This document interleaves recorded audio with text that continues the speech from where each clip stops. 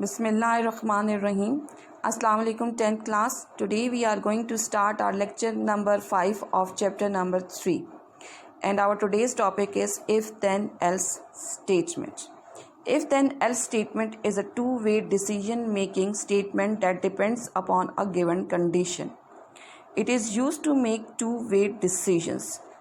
जैसे कि यहाँ पर मेंशन किया गया है कि if then else statement is a two way decision making statement, कि इसमें जो है वो डिसीजन ऐसे होता है कि जब कोई भी कंडीशन गिवन होती है, अगर वो ट्रू है तो कौन सी स्टेटमेंट्स जो हैं वो एग्जीक्यूट होंगी, और अगर फॉल्स होती है कंडीशन तो फिर कौन सी स्टेटमेंट्स जो हैं वो एग्जीक्यूट होंगी। इसलिए ये to way decision making statement है। जबकि जो कल हमने डिस्कस की थी इफ़ देन स्टेटमेंट, तो वो वन वे डिसीजन मेकिंग है। मतलब ये है कि जब उसमें कंडीशन ट्रू होती है तब तो स्टेटमेंट्स एग्जीक्यूट होती हैं, लेकिन अगर फॉल्स होती हैं तो फिर जो है वो स्टेटमेंट एग्जीक्यूट नहीं होती हैं। जबकि इफ़ देन एल्स स्टेटमेंट में जो है वो कंडीशन ट्रू है तब जो है जो स्टेटमेंट्स एग्जीक्यूट होंगी, और अगर फॉल्स होती हैं तो फिर जो है वो दूसरी स्टेटमेंट्स जो हैं वो एग्जीक्यूट होंगी। It is used to make two-way decision. If the condition is true, it executes the statement or a set of statement after then keyword. If the condition is false, it executes the statement or set of statements after else word. यानी कि अगर condition true है तो then के बाद वाली जो statements हैं वो एग्जीक्यूट होंगी, और अगर कंडीशन फॉल्स होती है तो else के बाद वाली स्टेटमेंट्स जो हैं वो एग्जीक्यूट होंगी। अब अगर आप इसका सिंटेक्स देखें तो यहाँ पर देखें, यहाँ पे इफ़ का वर्ड है, उसके बाद कंडीशन, उसके देन देन का वर्ड है, उसके बाद आप देखें कि स्टेटमेंट्स, और यहाँ पर जो है एक स्टेटमेंट भी हो सकती है और एक से ज़्यादा स्टेटमेंट्स भी हो सकती हैं। स्टेटमेंट 1 एल्स स्टेटमेंट 2, यानी कि अगर कंडीशन ट्रू है तो देन के बाद वाली स्टेटमेंट्स एग्जीक्यूट होंगी, और अगर कंडीशन फॉल्स होती है तो एल्स के बाद वाली स्टेटमेंट जो है वो एग्जीक्यूट होंगी। जो इफ़ देन एल्स स्टेटमेंट है इसका एक और सिंटेक्स है, इसको हम एक और तरीके से भी लिख सकते हैं। इफ़ का जो है वर्ड है, उसके बाद कंडीशन है, उसके बाद देन का वर्ड है, उसके बाद जो है इसमें जो है स्टेटमेंट लिखने के बजाय आप इसमें जो है वो लाइन नंबर भी मेंशन कर सकते हैं। यानी कि अगर कंडीशन ट्रू होती है तो देन के बाद जो है लाइन नंबर जो है वो कंट्रोल ट्रांसफ़र होगा इस स्पेसिफिक लाइन नंबर की तरफ, और अगर कंडीशन फॉल्स होती है तो एल्स के बाद जो लाइन नंबर है उसकी तरफ जो है वो कंट्रोल ट्रांसफ़र होगा। अगर आप इस फ्लो चार्ट को देखें तो यहाँ पर जो है वो कंडीशन जो है वो दी गई है इस डायमंड सिंबल में, और अगर कंडीशन होती है ट्रू तो ट्रू के बाद जो स्टेटमेंट्स हैं वो जो हैं वो एग्जीक्यूट होंगी, और अगर कंडीशन होती है फॉल्स तो उसके बाद एल्स वाले जो एल्स स्टेटमेंट एल्स वर्ड है उसके बाद की स्टेटमेंट्स जो हैं वो एग्जीक्यूट होंगी। अब अगर आप इस एग्ज़ाम्पल को देखें तो आपको ज़्यादा क्लियर हो जाएगा। 10 CLS, उसके बाद लाइन नंबर 20 पे जो है वो मार्क्स एंटर किए गए हैं। Input enter marks of variable is m। अब लाइन नंबर 30 पे अगर आप देखें तो इसमें इफ़ के बाद जो कंडीशन अप्लाई हुई है कि m इज़ ग्रेटर देन और इक्वल टू 40, यानी मार्क्स जो हैं जो हमने एंटर किए हैं इनपुट स्टेटमेंट के थ्रू कि वो अगर 40 के बराबर हैं, इक्वल हैं, या 40 से ज़्यादा हैं यानी उससे ग्रेटर हैं, देन प्रिंट पास। तो उसके बाद अगर ये कंडीशन ट्रू होती है तो क्या प्रिंट होना चाहिए? पास। लेकिन अगर ये कंडीशन फॉल्स है यानी मार्क्स जो हैं वो 40 से लेस हैं तो एल्स, तो फिर जो है वो एल्स के बाद वाली स्टेटमेंट यानी प्रिंट फेल जो है वो जो है स्क्रीन पर डिस्प्ले होगा, और उसके बाद लाइन नंबर 40 पे जो है प्रोग्राम जो है वो टर्मिनेट हो रहा है।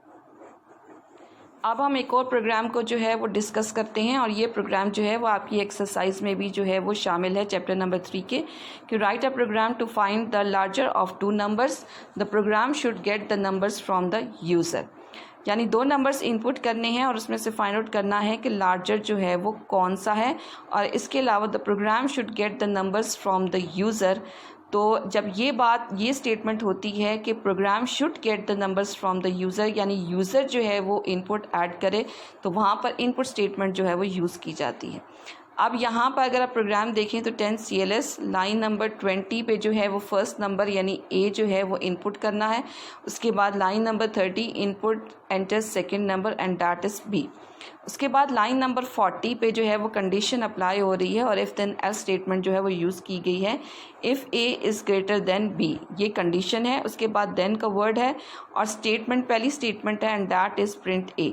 उसके बाद एल्स का वर्ड है और सेकंड स्टेटमेंट है दैट इज़ प्रिंट बी। और उसके बाद जो है वो 50 पे प्रोग्राम जो है वो एंड हो रहा है। अब इसकी आउटपुट अगर हम देखें तो जैसे ही प्रोग्राम एग्जीक्यूट होना स्टार्ट होगा तो वो आपसे फर्स्ट नंबर मांगेगा और फॉर एग्जांपल आप एंटर करते हैं 5 और जैसे ही आप एंटर की प्रेस करेंगे वो आपसे सेकंड नंबर जो है वो आपसे मांगेगा और फॉर एग्जांपल आप एंटर करते हैं 10। अब इसमें ए जो है वो 5 है और बी जो है वो 10 है।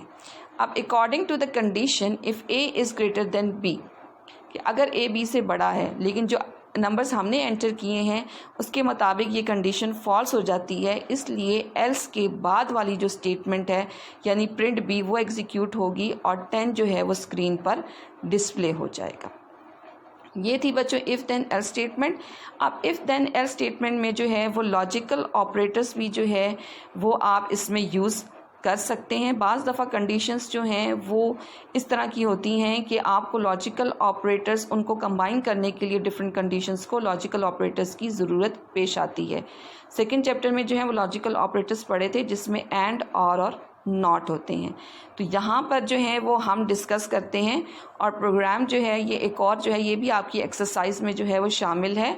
Write a program that inputs 3 numbers and displays the smallest number on screen, यानी 3 नंबर्स जो हैं वो आपने इनपुट करने हैं और सबसे स्मॉलेस्ट जो है वो स्क्रीन पर डिस्प्ले करना है।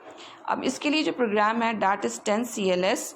Line number 20 is input enter A, B and C, यानी तीनों नंबर्स जो हैं वो एक ही इनपुट स्टेटमेंट में जो है वो एंटर करने हैं A, B, C, ये 3 नंबर्स हैं। अब लाइन नंबर 30, 40 और 50 इसमें जो है वो इफ़ देन एल्स स्टेटमेंट जो है वो यूज़ की गई है और इसमें जो है सेकंड सिंटेक्स जो है वो यूज़ किया गया जिसमें लाइन नंबर जो है वो स्पेसिफाई है। अब लाइन नंबर 30 पे क्या कंडीशन है, if A is less than B and, अब यहाँ पर जो है वो लॉजिकल ऑपरेटर एंड यूज़ हुआ है और अगली कंडीशन क्या है, A is less than C, यानी जो A है वो B से भी छोटा है और A जो है वो C से भी स्मॉल है। अगर ये दोनों कंडीशन ट्रू है देन 60, यानी जो कंट्रोल है वो लाइन नंबर 60 की तरफ जो है वो ट्रांसफ़र होगा। जैसे कि यहाँ पर लाइन नंबर 60 है और लाइन नंबर 60 में क्या है कि print A is the smallest number, यानी कि अगर ये कंडीशन ट्रू होती है A जो है वो B से भी छोटा है, A जो है वो C से भी छोटा है, तो फिर A जो है वो प्रिंट होगा। और उसके बाद अगर आप देखें तो यहाँ पर लिखा हुआ है गो टू 90, यानी जैसे ही A जो है वो is the smallest number print होगा, कंट्रोल फ़ौरन जो है वो एंड स्टेटमेंट की तरफ जो है वो ट्रांसफ़र हो जाएगा। उसके बाद एल्स लिखा हुआ है 40, यानी कि ये कंडीशन अगर ट्रू नहीं होती, कोई भी इसमें अगर एक कंडीशन फॉल्स हो जाती है तो फिर कंट्रोल कहाँ ट्रांसफ़र होगा, लाइन नंबर 40 की तरफ जो उससे अगली स्टेटमेंट है। अब इसमें जो है वो क्या कंडीशन है कि if B is less than A and B is less than C। अब यहाँ पर B को कंपेयर किया गया है A और C से, यानी अगर B जो है वो A से छोटा है और B C से भी छोटा है देन 70, यानी अगर ये दोनों कंडीशन ट्रू होती हैं तो फिर कंट्रोल कहाँ ट्रांसफ़र होगा, लाइन नंबर 70 की तरफ, कि जिसमें print B is the smallest number जो है वो स्क्रीन पर प्रिंट होगा। और उसके बाद आगे आप देखें गो टू 90 लिखा हुआ है, यानी ये प्रिंट होने के बाद फ़ौरन जो है प्रोग्राम टर्मिनेट हो जाएगा।